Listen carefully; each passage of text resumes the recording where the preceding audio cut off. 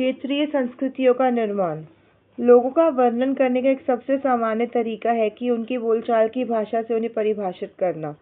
जब हम किसी व्यक्ति को तमिल या उड़िया कहते हैं तो आमतौर पर इसका अर्थ होता है कि वह तमिल अथवा उड़िया भाषा बोलता है और तमिलनाडु या उड़ीसा में रहता है।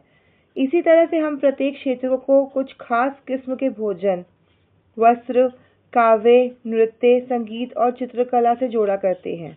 कभी कभी हम इन अस्मिताओं को मानकर चलते हैं और सोचते हैं कि ये युग युगांतरों से अस्तित्व में है, किंतु भिन्न भिन्न क्षेत्रों के बीच विभाजक सीमाओं के बनने में समय की भूमिका रही है।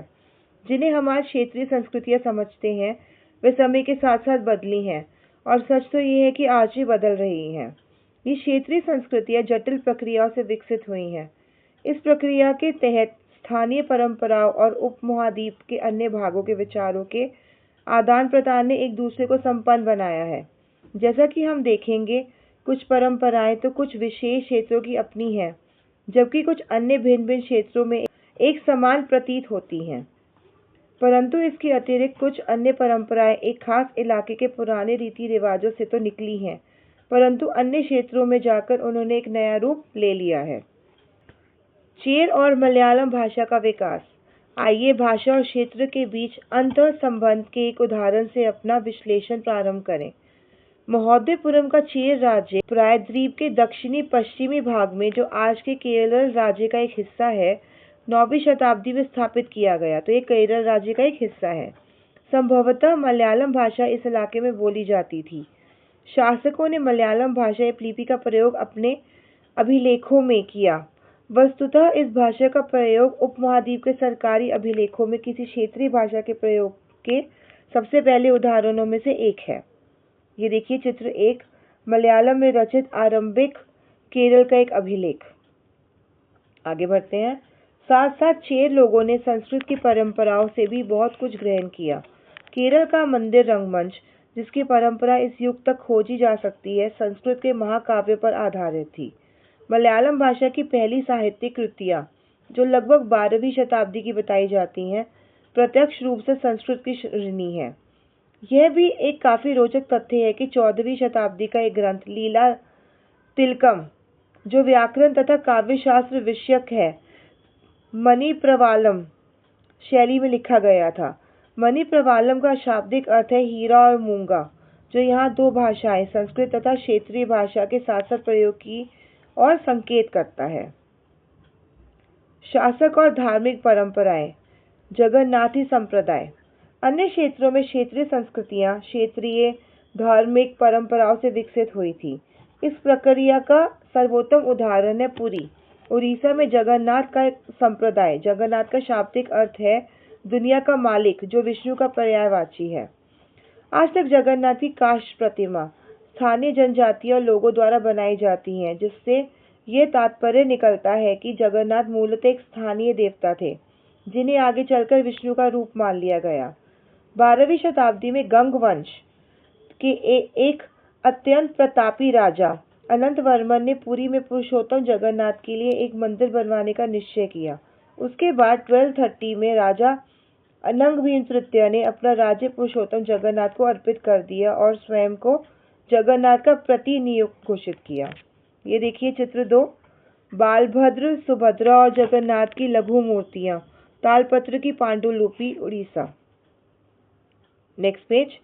जो जो इस मंदिर को तीर्थस्थल यानी तीर्थ यात्रा के केंद्र के रूप में महत्व प्राप्त होता गया, सामाजिक तथा राजनीतिक मामलों में भी इसकी सत्ता बढ़ती गई। जिन्होंने भी उड़ीसा को जीता, जैसे मुगल, मराठे और अंग्रेजी ईस्ट इंडिया कंपनी, सबने इस मंदिर पर अपना नियंत्रण स्थापित करने का प्रयत्न किया। वे सब ये महसूस करते थे कि मंदिर पर नियंत्रण प्राप्त करने से स्थानीय जनता में उनका शासन स्वीकार्य हो जाएगा। ये देखिए जगन्नाथ मंदिर पुरी, चित्र 3। राजपूत और शूरवीरता की परंपराएं। 19वीं शताब्दी में ब्रिटिश लोग इस क्षेत्र को, जहां आज का अधिकांश राजस्थान स्थित है, राजपूताना कहते थे। इससे यह समझा जा सकता है कि वह एक ऐसा प्रदेश था जहां केवल अथवा प्रमुख रूप से राजपूत ही रहा करते थे, लेकिन यह बात आंशिक रूप से ही सत्य है। ऐसे अनेक समूह थे और आज भी हैं जो उत्तरी तथा मध्यवर्ती भारत के अनेक क्षेत्रों में अपने आप को राजपूत कहते हैं। यह भी सच है कि राजस्थान में राजपूतों के अलावा अन्य लोग भी रहते हैं, तथापि अक्सर यह माना जाता है कि राजपूतों ने राजस्थान को एक विशिष्ट संस्कृति प्रदान की। ये सांस्कृतिक परंपराएं वहां के शासकों के आदर्शों तथा अभिलाषाओं के साथ घनिष्ठता से जुड़ी हुई थी। लगभग 8वीं शताब्दी से आज के राजस्थान के अधिकांश भाग पर विभिन्न परिवारों के राजपूत राजाओं का शासन रहा। पृथ्वीराज अध्याय 2 एक ऐसे ही शासक था। ये शासक ऐसे शूरवीरों के आदर्शों को अपने हृदय में संजोए रखते थे जिन्होंने रण क्षेत्र में बहादुरी से लड़ते हुए अक्सर मृत्यु का वरण किया मगर पीठ नहीं दिखाई। राजपूत शूरवीरों की कहानियां काव्य एवं गीतों में सुरक्षित हैं। ये विशेष रूप से प्रशिक्षित चारण भाटों द्वारा गाई जाती हैं। ये काव्य एवं गीत ऐसे शूरवीरों की स्मृति को सुरक्षित रखते थे और उनसे यह आशा की जाती थी कि वे अन्य जनों को भी उन शूरवीरों का अनुकरण करने के लिए प्रेरित एवं प्रोत्साहित करेंगे। साधारण जन की इन कहानियों से आकर्षित होते थे। इन कहानियों में अक्सर नाटकीय स्थितियों और स्वामी भक्ति, मित्रता, प्रेम, शौर्य, क्रोध आदि प्रबल संवेगों का चित्रण होता था। क्या स्त्रियों को भी इन कहानियों में स्थान प्राप्त था? कहीं कहीं यह चित्रित किया गया है कि स्त्रियां अपने शूरवीर पतियों का जीवन मरण दोनों में अनुसरण करती थी। सती प्रथा यानी विधवाओं द्वारा अपने मृतक पतियों की चिंता पर जिंदा जल जाने की प्रथा का भी कुछ कहानियों में उल्लेख पाया जाता है। इस प्रकार जो लोग शूरवीरता के आदर्शों का पालन करते थे, उन्हें अक्सर इस आदर्श के लिए अपने जीवन का बलिदान करना होता था। अब ये देखिए मानचित्र 1, ये क्षेत्र जिसकी इस अध्याय में चर्चा की गई है। ठीक है, ये देखिए यहाँ पर है, यहाँ पर ये सारे आपको मेंशन किए जाएंगे। ठीक है, अब वापस से अपने पेज पर आते हैं और ये नेक्स्ट टॉपिक पढ़ते हैं। क्षेत्रीय सीमांतों से परे कथक नृत्य की कहानी। यदि शूरवीरता की परंपराएं भिन्न भिन्न क्षेत्रों में भिन्न भिन्न रूपों में मिल सकती हैं, तो नृत्य के विषय में भी यही सच है। आइए नृत्य के एक रूप कथक के इतिहास को देखें। यह नृत्य शैली उत्तर भारत के अनेक भागों से जुड़ी है। कथक शब्द कथा शब्द से निकला है, जिसका प्रयोग संस्कृत तथा अन्य भाषाओं में कहानी के लिए किया जाता है। कथक मूल रूप से उत्तर भारत के मंदिरों में कथा यानी कहानी सुनाने वालों की एक जाति थी। ये कथाकार अपने हाव भाव तथा संगीत से अपने कथावाचन को अलंकृत किया करते थे। 15वीं तथा 16वीं शताब्दियों में भक्ति आंदोलन के प्रसार के साथ कथक एक विशिष्ट नृत्य शैली का रूप धारण करने लगा। राधा कृष्ण के पौराणिक आख्यान कहानियां लोक नाट्य के रूप में प्रस्तुत किए जाते थे, जिन्हें रासलीला कहा जाता था। रासलीला में लोक नृत्य के साथ कथक कथाकार के मूल हाव भाव भी जुड़े होते थे। मुगल बादशाहों और उनके अभिजातों के शासनकाल में कथक नृत्य राजदरबार में प्रस्तुत किया जाता था, जहां इस नृत्य ने अपने वर्तमान अभिलक्षण अर्जित किए और वह एक विशिष्ट नृत्य शैली के रूप में विकसित हो गया। आगे चलकर ये दो परंपराएं अर्थात घरानों में फूला फला। राजस्थान, जयपुर के राजदरबारों में और लखनऊ में अवध के अंतिम नवाब वाजिद अली शाह के संरक्षण में यह एक प्रमुख कला रूप में उभरा। 1850 से 1875 के दौरान ये नृत्य शैली के रूप में इन दो क्षेत्रों में ही नहीं बल्कि आज के पंजाब, हरियाणा, जम्मू और कश्मीर, बिहार तथा मध्य प्रदेश के निकटवर्ती इलाकों में भी पक्के तौर पर संस्थापित हो गया। इसकी प्रस्तुति में किलष्ट तथा द्रुत पद संचालन, उत्तम वेशभूषा तथा कहानियों के प्रस्तुतिकरण एवं अभिनय पर जोर दिया जाने लगा। ये देखिए चित्र 5, नृत्य की कक्षा, लक्ष्मण मंदिर, खजुराहो। आगे देखते हैं। अनेक अन्य सांस्कृतिक गतिविधियों की तरह कथक को भी 19वीं तथा 20वीं शताब्दियों में अधिकांश ब्रिटिश प्रशासकों ने नापसंद किया। फिर भी यह जीवित बचा रहा और गणिकाओं द्वारा पेश किया जाता रहा। स्वतंत्रता की प्राप्ति के बाद तो देश में इसे 6 शास्त्रीय नृत्य रूपों में मान्यता मिल गई। शास्त्रीय नृत्य, किस कला रूप को शास्त्रीय माना जाए? इस प्रश्न का उत्तर देना अक्सर बहुत कठिन होता है। क्या हम उस रूप या शैली को शास्त्रीय कहते हैं जिसका विषय धार्मिक हो, अथवा क्या हम उसे शास्त्रीय इसलिए मानते हैं क्योंकि उसके लिए अत्यधिक कौशल की आवश्यकता होती है, जो कई वर्षों के लंबे प्रशिक्षण से ही प्राप्त होता है, अथवा ये शास्त्रीय इसलिए है क्योंकि यह निर्धारित नियमों के अनुसार ही प्रदर्शित या प्रस्तुत किया जाता है और उसमें विभिन्नता को प्रोत्साहन नहीं दिया जाता। ये ऐसे प्रश्न हैं जिन पर हमें विचार करने की आवश्यकता है। यह भी स्मरणीय है कि बहुत से ऐसे नृत्य रूपों में जिन्हें लोक नृत्य की श्रेणी में रखा गया है वे विशिष्टताएं पाई जाती हैं जिन्हें शास्त्रीय रूपों का विशेष लक्षण बताया जाता है। यद्यपि शास्त्रीय विशेषण का प्रयोग उन कला रूपों की श्रेष्ठता का सूचक हो सकता है, फिर भी यह हमेशा शब्दशः सही नहीं होता। अन्य नृत्य रूप जिन्हें इस समय शास्त्रीय माना जाता है निम्नलिखित हैं: भरतनाट्यम तमिलनाडु, कथकली केरल, ओडिसी उड़ीसा, कुचिपुड़ी आंध्र प्रदेश, मणिपुरी मणिपुर। ये देखिए चित्र 6, कथक नृत्य गणाएं, एक दरबारी चित्र। संरक्षकों के लिए चित्रकला, लघु चित्रों की परंपरा। एक अन्य परंपरा जो कई रीतियों से विकसित हुई वह थी लघु चित्रों की परंपरा। लघु चित्र, जैसा कि उनके नाम से पता चलता है, छोटे प्रकार के चित्र होते हैं जिन्हें आमतौर पर जल रंगों से कपड़ों या कागज पर चित्रित किया जाता है, मीन्स वाटर कलर्स से। ओके। प्राचीनतम लघु चित्र ताल पत्रों अथवा लकड़ी की तख्तियों पर चित्रित किए गए थे। इनमें से सर्वाधिक सुंदर चित्र जो पश्चिम भारत में पाए जाने वाले जैन ग्रंथों को सचित्र बनाने के लिए प्रयोग किए गए थे। ओके। सो जो सर्वाधिक जो सुंदर वाले चित्र थे वो पश्चिम भारत में पाए गए जैन ग्रंथों को सचित्र बनाने के लिए प्रयोग किए गए थे। मुगल बादशाह अकबर, जहांगीर और शाहजहां ने अत्यंत कुशल चित्रकारों को संरक्षण प्रदान किया था जो प्राथमिक रूप से इतिहास और काव्यों की पांडुलिपियां चित्रित करते थे। ये पांडुलिपियां आमतौर पर चटक रंगों में चित्रित की जाती थीं और उनमें दरबार के दृश्य, लड़ाई तथा शिकार के दृश्य और सामाजिक जीवन के अन्य पहलू चित्रित किए जाते थे। अक्सर उपहार के तौर पर भी इन चित्रों का आदान प्रदान किया जाता था और ये कुछ गिने चुने लोगों, बादशाह और उनके घनिष्ठ जनों द्वारा ही देखे जा सकते थे। मुगल साम्राज्य के पतन के साथ अनेक चित्रकार मुगल दरबार छोड़कर नए उभरने वाले क्षेत्रीय राज्यों के दरबारों में चले गए।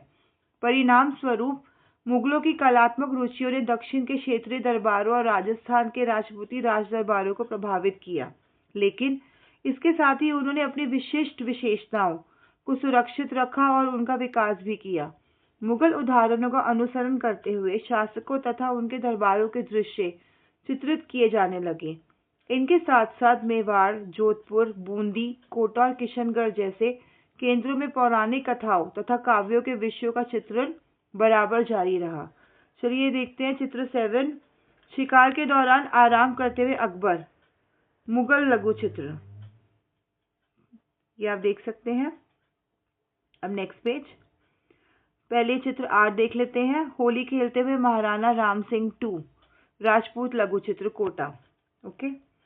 ऐसे ही एक अन्य क्षेत्र था आधुनिक हिमाचल प्रदेश के इर्द गिर्द हिमालय की तलहटी का इलाका।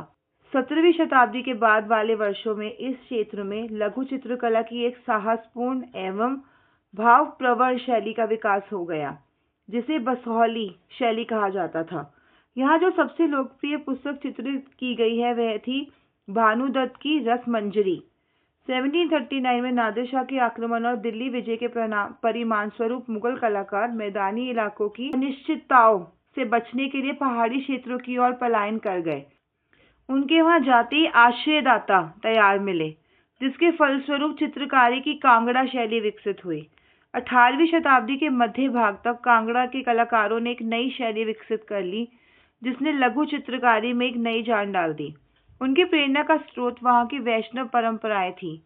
ठंडे नीले और हरे रंगों सहित कोमल रंगों का प्रयोग और विषयों का काव्यात्मक निरूपण कांगड़ा शैली की विशेषता थी। तो क्या विशेषता थी? ठंडे नीले और हरे रंगों सहित कोमल रंगों का प्रयोग और विषयों का काव्यात्मक निरूपण कांगड़ा शैली की विशेषता थी। अब आप पिछले वाले पेज पे आइए और ये देखिए चित्र 9, कृष्ण राधा और उसकी सखियां, पहाड़ी लघु चित्र, कांगड़ा। ये कांगड़ा शैली है। इसे आप देख सकते हैं ग्रीन कलर का कितना ज्यादा इसमें प्रयोग हुआ है। स्मरण रहे कि साधारण स्त्री पुरुष भी बर्तनों, दीवारों, कपड़ों, फर्श आदि पर अपनी कलाकृतियां चित्रित करते थे। कला के इन नमूनों में से कुछ ही बच पाते थे। इसके विपरीत लघु चित्र राजमहलों में सावधानी पूर्वक रखे जाते थे, जिससे वे सदियों तक सुरक्षित रहे। बंगाल, नजदीक से एक नजर, एक क्षेत्रीय भाषा का विकास। जैसा कि हमने प्रारंभ में देखा था, हम अक्सर क्षेत्रों के नाम वहां के निवासियों द्वारा बोले जाने वाली भाषा के अनुसार निर्धारित करते हैं। इसलिए हम यह मान लेते हैं कि बंगाल में लोग हमेशा बंगला ही बोलते थे। किंतु यह एक दिलचस्प बात है कि आज बंगाली संस्कृत से निकली हुई भाषा मानी जाती है। प्रारंभिक ईसा पूर्व प्रथम सहस्राब्दी के मध्य भाग के संस्कृत ग्रंथों के अध्ययन से यह पता चलता है कि बंगाल के लोग संस्कृत से उपजी हुई भाषाएं नहीं बोलते थे। तो फिर नई भाषा का उद्भव कैसे हुआ? आगे बढ़ने से पहले चित्र 10 देख लेते हैं। सबसे पहली बंगाली रामायण के तालपत्र की पांडुलिपि का एक पृष्ठ। आगे देखिए, ईसा पूर्व चौथी तीसरी शताब्दी से बंगाल और मगध दक्षिण बिहार के बीच वाणिज्यिक संबंध स्थापित होने लगे थे, जिसके कारण संभवतः संस्कृत का प्रभाव बढ़ता गया होगा। चौथी शताब्दी के दौरान गुप्त वंशीय शासकों ने उत्तरी बंगाल पर अपना राजनीतिक नियंत्रण स्थापित कर लिया और वहां ब्राह्मणों को बसाना शुरू कर दिया। इस प्रकार गंगा की मध्य घाटी के भाषाई तथा सांस्कृतिक प्रभाव अधिक प्रबल हो गए और 7वीं शताब्दी में चीनी यात्री ह्यूनज़ेंग ने यह पाया कि बंगाल में सर्वत्र संस्कृत से संबंधित भाषाओं का प्रयोग हो रहा था। 8वीं शताब्दी से पाल शासकों के अंतर्गत एक क्षेत्रीय राज्य का उद्भव हो गया, जो कि हमने अध्याय 2 में देखा। 14वीं से 16वीं शताब्दियों के बीच बंगाल पर सुल्तानों का शासन रहा, जो दिल्ली में स्थित शासकों से स्वतंत्र थे, जो कि हमने अध्याय 3 में देखा। 1586 में जब अकबर ने इस प्रदेश मतलब बंगाल को जीत लिया, तो उसे सूबा माना जाने लगा। उस समय प्रशासन की भाषा तो फारसी थी, लेकिन बंगाली एक क्षेत्रीय भाषा के रूप में विकसित हो रही थी। वस्तुतः 15वीं शताब्दी तक आते आते उपभाषाओं तथा बोलियों का बंगाली समूह एक सामान्य साहित्यिक भाषा के द्वारा एकबद्ध हो गया था। यह साहित्यिक भाषा उस क्षेत्र के पश्चिमी भाग की बोलचाल की भाषा थी, जिसे अब पश्चिमी बंगाल कहा जाता है। यद्यपि बंगाली का उद्भव संस्कृत से ही हुआ है, पर यह अपने क्रम विकास की अनेक अवस्थाओं से गुजरी है। इसके अलावा गैर संस्कृत शब्दों का एक विशाल शब्द भंडार, जो जनजातीय भाषाओं, फारसी और यूरोपीय भाषाओं सहित अनेक स्रोतों से इसे प्राप्त हुआ है, आधुनिक बंगाली का एक हिस्सा बन गया है। बंगाली के प्रारंभिक साहित्य को 2 श्रेणियों में बांटा जा सकता है। एक श्रेणी संस्कृत की श्रेणी है और दूसरी उससे स्वतंत्र है। तो एक श्रेणी जो है वो संस्कृत की ऋणी है और दूसरी उससे स्वतंत्र है। ओके, तो पहली श्रेणी में संस्कृत महाकाव्यों के अनुवाद, मंगल काव्य, शाब्दिक अर्थों में शुभ यानी मांगलिक काव्य, जो स्थानीय देवी देवताओं से संबंधित है, और भक्ति साहित्य जैसे गौड़ीय वैष्णव आंदोलन के नेता श्री चैतन्य देव की जीवनियां, जो कि हमने अध्याय 6 आदि में शामिल की हैं। और दूसरी श्रेणी में नाथ साहित्य शामिल है, जैसे मैनामती गोपीचंद्र के गीत, धर्म ठाकुर की पूजा से संबंधित कहानियां, परी कथाएं, लोक कथाएं और गाथा गीत। तो ये दोनों श्रेणियां आप अच्छे से लर्न कर लीजिएगा, पहली श्रेणी और ये दूसरी श्रेणी। ओके, आगे देखते हैं। मैनामती गोपीचंद्र और धर्म ठाकुर। नाथ लोग सन्यासी होते थे जो तरह तरह की यौगिक क्रियाएं करते थे। यह गीत विशेष, जो अक्सर अभिनीत किया जाता है, यह बताता है कि रानी मैनामती ने अपने पुत्र गोपीचंद्र को अनेक बाधाओं के समक्ष संन्यास का मार्ग अपनाने को किस प्रकार प्रोत्साहित किया था। धर्म ठाकुर एक क्षेत्रीय लोकप्रिय देव है, जिनकी पूजा अक्सर एक पत्थर या काठ की मूर्ति के रूप में की जाती है। अब पहली श्रेणी के ग्रंथों का काल निर्णय करना अपेक्षाकृत सरल है, क्योंकि ऐसी अनेक पांडुलिपियां पाई गई हैं जिनमें यह इंगित किया गया है कि उनकी रचना 15वीं शताब्दी के उत्तरार्ध और 18वीं शताब्दी के मध्य भाग के बीच में की गई थी। तो कब कब की गई थी? उनकी रचनाएं 15वीं शताब्दी के उत्तरार्ध और 18वीं शताब्दी के मध्य भाग के बीच में की गई थी। दूसरी श्रेणी की कृतियां मौखिक रूप में कहीं सुनी जाती थी, इसलिए उनका काल निर्णय सही नहीं किया जा सकता। वे खास तौर पर पूर्वी बंगाल में लोकप्रिय थी, जहां ब्राह्मणों का प्रभाव अपेक्षाकृत कम था। पीर और मंदिर। पीर और मंदिर पढ़ने से पहले ये देख लेते हैं हम पीर की डेफिनेशन। ये लेफ्ट हैंड साइड में पीर, फारसी भाषा का शब्द है जिसका अर्थ है आध्यात्मिक मार्गदर्शक, जो हमें आध्यात्मिक तौर से मार्गदर्शक हमारा करता है, जो हमें गाइड करता है। Okay, so let's read. 16वीं शताब्दी से लोगों ने बड़ी संख्या में पश्चिम बंगाल के कम उपजाऊ क्षेत्रों को छोड़कर दक्षिण पूर्वी बंगाल के जंगली तथा दलदली इलाकों में प्रवास करना शुरू कर दिया था। जो पूर्व की ओर बढ़ते गए, वे जंगलों को साफ करके भूमि में धान की खेती करने लगे। शनै शनै स्थानीय मछुआ तथा सांतरीय खेती करने वाले लोग, जो अक्सर जनजातीय थे, किसानों के नए समुदायों में मिल गए। इन्हीं दिनों बंगाल पर मुगलों का नियंत्रण स्थापित हो गया था, जिन्होंने पूर्वी डेल्टा प्रदेश के केंद्रीय भाग में स्थित ढाका नगर में अपनी राजधानी स्थापित की। अधिकारी और कर्मचारी लोग भूमि प्राप्त करके अक्सर उस पर मस्जिदें बना लेते थे, जो इन इलाकों के धार्मिक रूपांतरण के केंद्रों के रूप में काम आती थी। प्रारंभ में बाहर से आकर यहाँ बसने वाले लोग इन अस्थिर परिस्थितियों में रहने के लिए कुछ व्यवस्था तथा आश्वासन चाहते थे। ये सुख सुविधाएं तथा आश्वासन उन्हें समुदायों के नेताओं ने प्रदान की। ये नेता शिक्षकों और निर्णायकों की भूमिका भी अदा करते थे। कभी कभी ऐसा समझा जाता था कि इन नेताओं के पास अलौकिक शक्तियां हैं। स्नेह और आदर से लोग इन्हें पीर कहा करते थे। तो पीर की डेफिनेशन हम ऑलरेडी ऊपर पढ़ चुके हैं कि फारसी भाषा का शब्द है जिसका अर्थ है आध्यात्मिक मार्गदर्शक। ओके, आगे देखते हैं। इस पीर श्रेणी में संत या सूफी और अन्य धार्मिक महानुभाव, साहसी उपनिवेशी, देवत्व प्राप्त सैनिक एवं योद्धा, विभिन्न हिंदू एवं बौद्ध देवी देवता और यहाँ तक कि जीवात्माएं भी शामिल थे।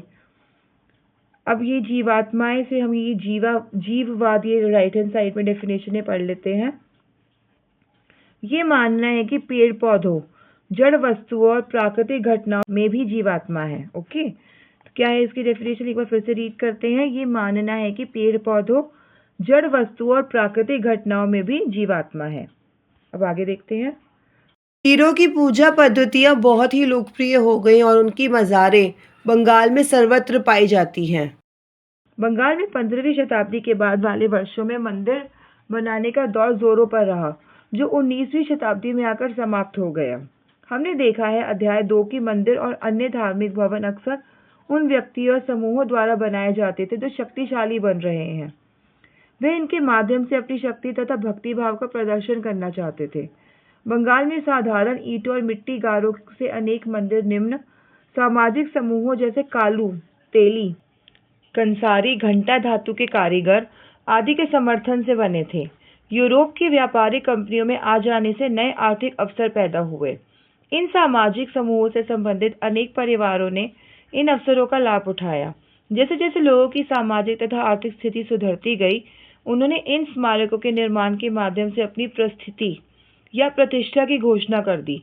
जब स्थानीय देवी देवता, जो पहले गांव में छान छप्पर वाली झोपड़ियों में पूजे जाते थे, को ब्राह्मणों द्वारा मान्यता प्रदान कर दी गई, तो उनकी प्रतिमाएं मंदिरों में स्थापित की जाने लगी। अभी पिछले पेज पे आइए, ये देखिए चित्र 11, ये वाला एक 2 चाला छप्परदार झोपड़ी, और ये चित्र 12 एक चौचाला मंदिर। ओके, और इसके नीचे आइए नेक्स्ट पेज पे, चित्र 13 गोपियों के साथ कृष्ण, श्यामपुर मंदिर में पक्की मिट्टी की एक पटिया, विष्णुपुर। ठीक है, अब यहाँ पर देखिए, इन मंदिरों की शक्ल या आकृति बंगाल की छप्परदार झोपड़ियों की तरह दौचाला मीन्स 2 छतों वाली, या चौचाला मीन्स 4 छतों वाली होती थी। इसके कारण मंदिरों की स्थापत्य कला में विशेष बंगाली शैली का प्रादुर्भाव हुआ। अपेक्षाकृत अधिक जटिल चौचाला यानी 4 छतों वाली ढांचे में 4 त्रिकोणीय छतें 4 दीवारों पर रखी जाती थी, जो ऊपर तिर्यक रेखा या एक बिंदु तक जाती थी। मंदिर आमतौर पर एक वर्गाकार चबूतरे पर बनाए जाते थे। उनके भीतरी भाग में कोई सजावट नहीं होती थी, लेकिन अनेक मंदिरों की भारी दीवारें चित्रकारियों, सजावटी टाइलों तथा मिट्टी की पट्टियों से सजी होती थी। कुछ मंदिरों में, विशेष रूप से पश्चिम बंगाल के बांकुरा जिले में विष्णुपुर के मंदिरों में, ऐसी सजावटें अत्यंत उत्कृष्ट कोटि तक पहुंच चुकी थी। मछली भोजन के रूप में परंपरागत भोजन संबंधी आदतें आमतौर पर स्थानीय रूप से उपलब्ध खाद्य पदार्थों पर निर्भर करती हैं। बंगाल एक नदीय मैदान है जहाँ मछली और धान की उपज बहुत आयत में होती है। इसलिए यह स्वाभाविक है कि इन दोनों वस्तुओं को गरीब बंगालियों की भोजन सूची में भी प्रमुख स्थान प्राप्त है। मछली पकड़ना वहाँ का प्रमुख धंधा रहा है और बंगाली साहित्य में मछली का स्थान स्थान पर उल्लेख मिलता है। इससे ज्यादा और क्या होगा कि मंदिरों और बौद्ध विहारों की दीवारों पर जो मिट्टी की पट्टियां लगी हैं, उनमें भी मछलियों को साफ करते हुए और टोकरियों में भरकर बाजार ले जाते हुए दर्शाया गया है। ये देखिए, आप चित्र 14 देख सकते हैं। घरेलू उपयोग के लिए मछली तैयार करते हुए विशाल लक्ष्मी मंदिर में पक्की मिट्टी का एक फलक, ये देखिए, ये इनके हाथ में मछली है, आपको दिख रही होगी यहाँ पर, राइट। अब यहाँ पर है हम, ब्राह्मणों को सामिष भोजन करने की अनुमति नहीं थी, लेकिन स्थानीय आहार में मछली की लोकप्रियता को देखते हुए ब्राह्मण धर्मों के विशेषज्ञों ने बंगाली ब्राह्मणों के लिए इस निषेध में ढील दे दी। बृहधर्म पुराण, जो बंगाल में रचित 13वीं शताब्दी का संस्कृत ग्रंथ है, ने स्थानीय ब्राह्मणों को कुछ खास किस्मों की मछली खाने की अनुमति दे दी। यहाँ पे हमारा चैप्टर फिनिश होता है। Thank you.